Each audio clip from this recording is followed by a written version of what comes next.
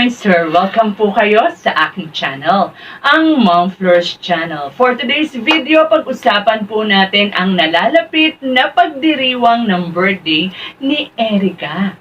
Kasi po, habang papunta si Kalinga Prab sa landing pad sa Pilar Sursugun, ay nag-live siya at napag-usapan nga ang birthday ni Erica. Kaabang-abang po sapagkat may naiisip na pong tema si Rab dyan sa birthday ni Erica.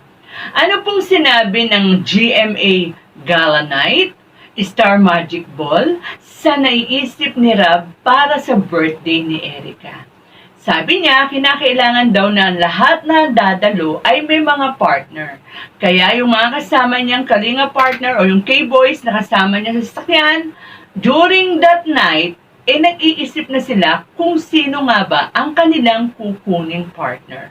Nako, mukhang bonggang-bongga po ang mangyayaring birthday ni Erica sapagkat alam naman natin na meron siyang bigating sponsor sa katauhan po ni Mr. June A. Dito kaya sa birthday ni Erica ay makilala na natin kung sino itong bigating sponsor ni Erica.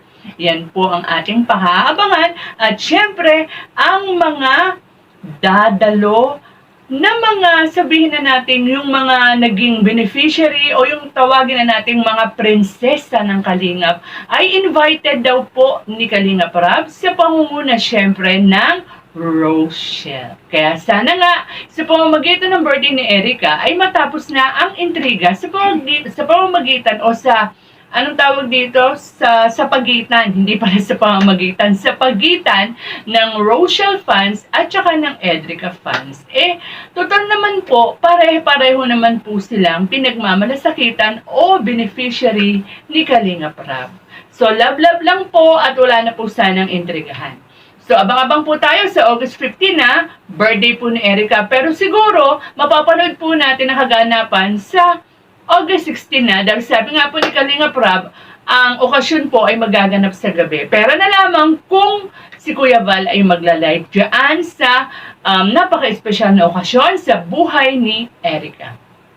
Alam na natin, expected na natin kung sino syempre ang escort ni Erica. Sino ba kung hindi si Edu? Ayan. So, hanggang dito na lang po muna ang ating kwentuhan. Huwag niyo pong kalimutan kung hindi pa po kayo nakaka-subscribe sa aking munting channel. Paki-subscribe naman po at please hit the bell icon para naman po updated kayo sa ating kwentuhan. At please pakisuportahan po ang buong Kalingap sa pangunguna po ni Kuya Val Santos Matubang, Ate Enda Vlogs at syempre, Kalingap Prab. Ingat po tayong lahat and God bless.